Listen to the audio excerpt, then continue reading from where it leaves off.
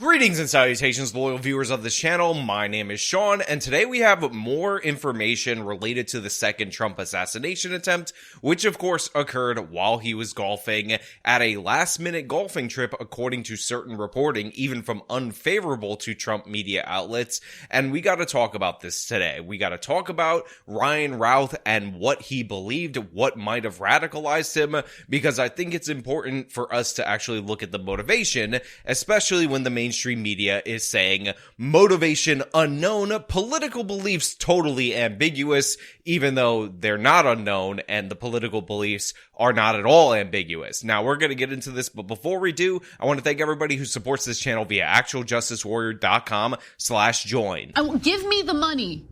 Give me the money. Okay. So Ryan Routh, who, by the way, is not at all, despite what the mainstream media tells you, Ryan Wesley Routh. He is Ryan Routh. You only get the three names when you successfully assassinate a president. If you miss, or even if you wound the guy, you get two names, a la John Hinckley Jr. Let's be clear about that.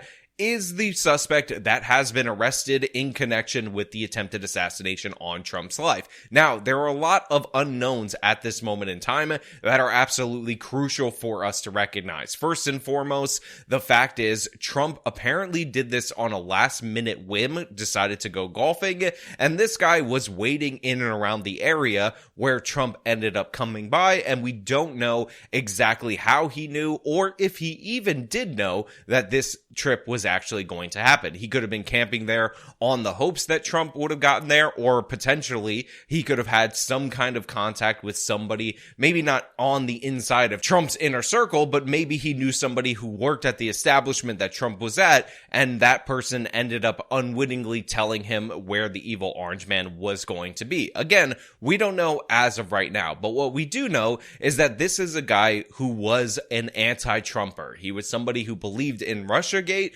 and part of the thing that looks like motivated him is the fact that he was a diehard supporter of Ukraine, and the media often misportrays Trump as super ultra pro-Russia. Now, we went over this yesterday. We talked about how Trump actually was more harsh on Russia before the invasion than Joe Biden. He was providing lethal aid to the Ukrainians. Joe Biden cut off that lethal aid. He actually approved the pipeline from Russia to Germany, and again, Trump was holding up all of those things and doing the opposite. So this is radicalization via the media, who tried to convince you for years and years and years that Trump was not only pro-Russia, but actually a puppet of Vladimir Putin. And this is really unfortunate. Please tell me who you are and why are you here?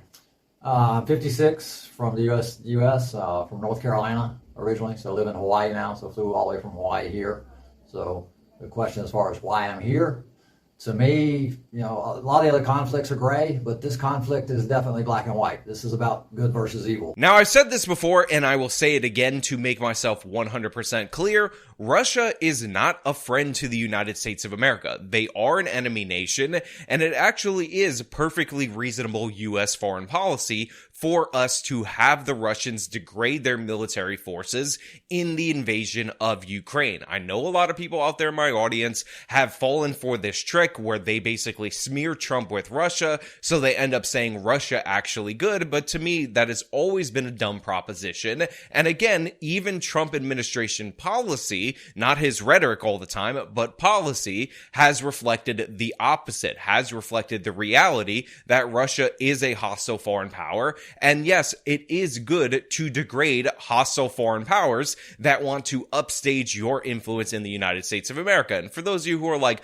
well, Russia's anti-gay, so therefore they're base, you obviously are unfamiliar with Russia's actions in Africa, where they're anti-colonial in order to gain influence over there, because essentially what they do is pander to the populations depending on what they believe, even if they're pushing opposite belief systems in each place in order to gain a foothold. Don't be scammed by a foreign influence campaign. You're better than that. You should be smarter than that. That being said, obviously this guy had dramatic beliefs about good versus evil when it came to the Russia-Ukraine conflict, and that was on full display when he was interviewed by Newsweek. A lot of the other conflicts are gray, but this conflict is definitely black and white. This is about good versus evil. This is a storybook, you know, any movie we've ever watched. This is definitely evil against good. I mean, we're battling a situation here where, the Ukrainians and the rest of the world are caring and kind and generous and unselfish and take care of one another. And it's just a matter of, we need to stand up for that. That is the most important thing in the world, is just to show human beings that we're kind and we're caring and that we take care of one another and that the world is united. So this is where we run into big problems, in my opinion, and you're actually prone to radicalization, because even though I do believe that it is a worthwhile endeavor to degrade the Russian military because they are a geopolitical rival to the United States of America, the fact of the matter is, not going into my calculation even 1%, is whether or not this is a battle between good or evil. And the reason that doesn't go into the calculation is because the same strategic advantages gained from helping Ukraine are true even if Ukraine were an authoritarian dictatorship that was pro the United States of America. The fact of the matter is, historically speaking, whether it's Vladimir Putin, whether it's the Soviet Union, whether it's the Tsars or Russian empires before that, typically what happens with this nation is that they try to expand westward into Europe until they run into a stronger power, and that ultimately ends up leading to conflicts on the European continent. And unfortunately, in the last 100 years, when conflict breaks out on the European continent, that ultimately ends up leading to a world war where United States soldiers need to end up eventually fighting in that world war, and that's what I'm trying to prevent. So this guy's ideas of good versus evil and all that, to me, are maybe good for people that are on the ground, that are trying to fight in the fight, that actually need that motivation to continue on even when things might seem hopeless from time to time. But it also leads to radicalization, because if you believe Vladimir Putin is the ultimate evil, and then you also believe that the evil orange man is a puppet of Vladimir Putin, then the next logical conclusion, the next logical step you might make is that you have to do something about the puppet of Vladimir Putin, who might become president of the United States again. And this is what looks like to be the motivation for this guy's actions. Now, a lot of people, including myself, pointed out that he tweeted that he said, in 2016 he voted for Trump, but then he changed his mind and he abandoned him. It has turned out that that is completely false. This is another left-wing guy, and he just said that because it's like the meme where, I was a Trump supporter, but this was a step way too far and all that. His voting records actually show that he did not vote in 2016. So no, he didn't vote for President Trump in 2016 like he said, because he didn't vote at all. So that is a total lie. He's also donated money 9 different times or 19 different times, I forget which, I apologize, to Act Blue, which is the same Democratic organization that Thomas Crooks donated money to. So obviously we should be able to understand where this guy is coming from politically. On top of that, his son came out and said that his dad hates Trump, but he's nonviolent. I think we can kind of leave behind the nonviolent quote after he tried to assassinate Trump, but there's no reason for his son to lie and say that his father hates Trump when that turns out to not be true. On top of that, there are photos from his property, and on a vehicle on his property, we see a Biden-Harris sticker. So it is unsurprising to me, and it should be unsurprising to you, that somebody who tries to take out a president of the United States of America might be politically opposed to that president of the United States of America. That being said, for the Crook situation, that guy might have just been trying to make a name for himself, and it looks like he also Googled rallies for Joe Biden. So we do have some evidence to the contrary, but that is not true in this particular scenario. And what are you doing here in Ukraine? My initial goal was to come and fight. I think everybody around the globe should be motivated to come here and support the Ukrainians and to support the army, no matter what gender, age, anything. Everybody should be here supporting the army. But I'm 56, so initially they were like, well, I have no military experience, so they're like, you're not an ideal candidate. So they said, not right this minute. So plan B was to come here to Kyiv and promote getting more people here. We need thousands and thousands and thousands of people here fighting with the Ukrainians. We need, we've got 190 countries around the world, and we need thousands from all of them. If the governments will not send their official military, then we civilians have to pick up the torch and make this thing happen. Now again, to be 100% clear, everything about this guy shows that he was totally bought in to the mainstream media narrative around absolutely everything. Now, while in 2020, he did want Tulsi Gabbard on the Democratic primary debate stage, the fact of the matter is, post the Democratic primary, he was accusing Tulsi Gabbard of joining Trump and Vladimir Putin to be the third leg in their stool of pro-Kremlin whatever he got from MSNBC.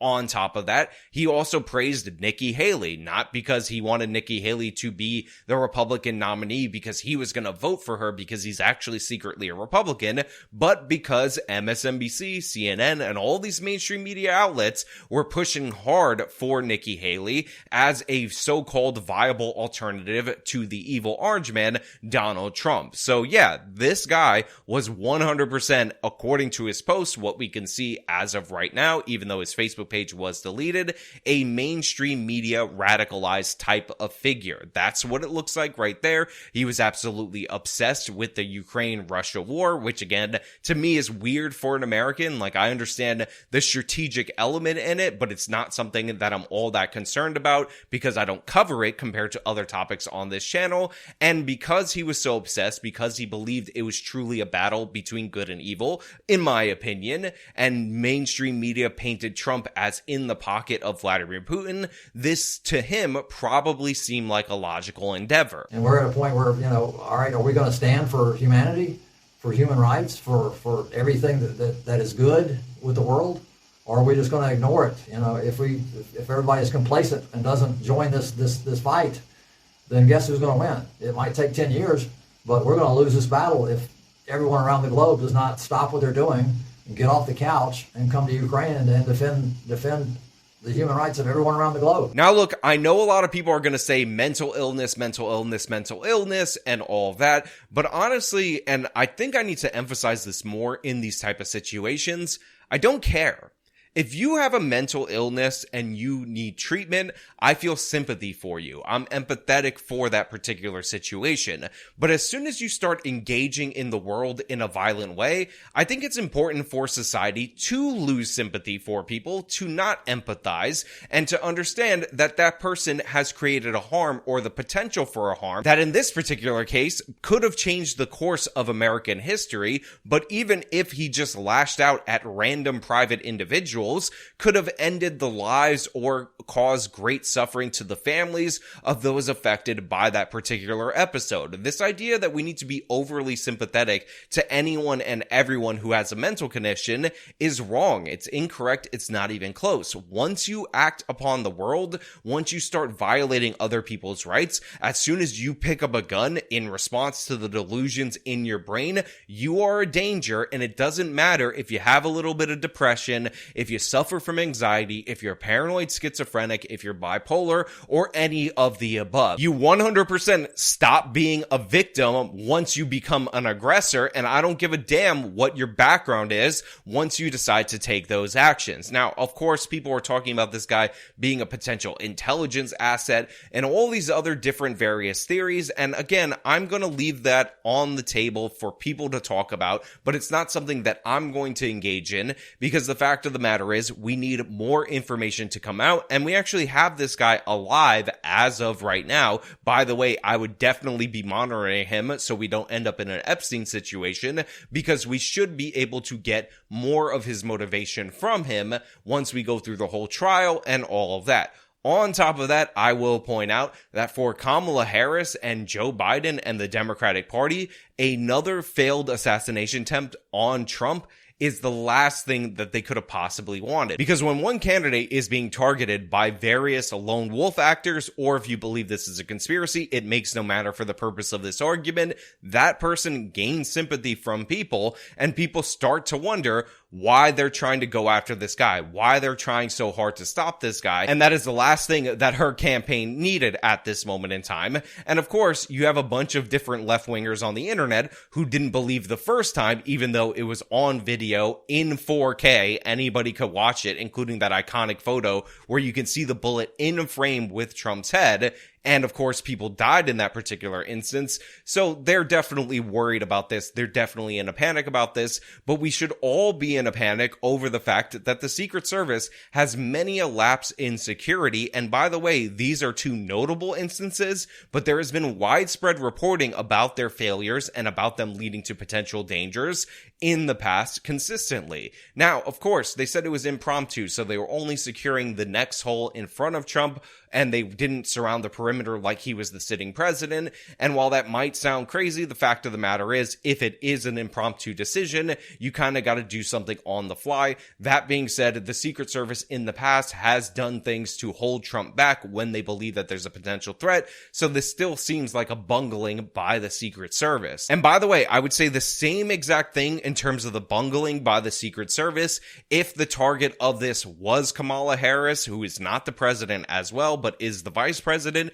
and they are tasked with protecting her. The fact of the matter is, they got to give the illusion that you cannot touch the president. That is the Secret Service's real power, and they're losing that illusion right now with President Trump. And I do worry that another attempt is on its way. Another person is going to see this and think that it is possible, and maybe, just maybe, that would be successful, and that would be absolutely scarring for the people in this country. This is ridiculous. We should be able to secure the president of the United States, a former president of the United States. And I'm also worried for former presidents like Barack Obama, like Bill Clinton, like George W. Bush, and like Jimmy Carter, that this Secret Service protection is this lacking. Because let's be honest, Trump is the most prominent former president in that he is the current Republican candidate for president in this go around. So like the security should be higher for him in comparison to the security for Obama, Bush, again, Bill Clinton, and Jimmy Carter, especially when you factor in that the Secret Service is acknowledging that there's a different tier for when you're a sitting president, a candidate,